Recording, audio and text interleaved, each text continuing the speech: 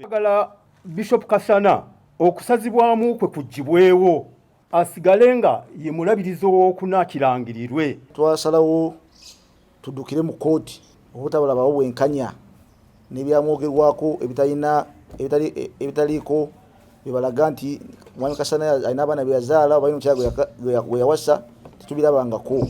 Tumanyi omukyalo omu n'abaana balina bye yazaala mukyala bwe tumanyi, naye tetumanyi ebirala byonna byasazibwamu mulabirizi waffe Mwami Kasana.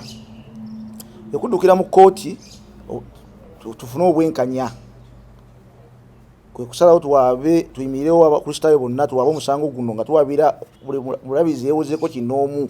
Bagezaako okubaako byebagamba nti kooti bano ebintu by'ekkanisa tebiyingira mu kooti, naye ffe nga bwe tumanye ekkanisa nti ne bwe twali tuwande n'enzikiriza zonna zaawandiisibwa mu gavumenti, ate era ne bw'obanga obadde ogattiddwa ne mukazi wo okwandibadde okwawukana era kooti yeekola ki yekiyingiramu. Mweyo embeera si twaba nsonga yonna etugaana genda mu kooti kubaako okutwalayo ensonga zaffe okufuna obwenkanya ku Bishop Kasana. Download the app on App Store or Google Play Store now.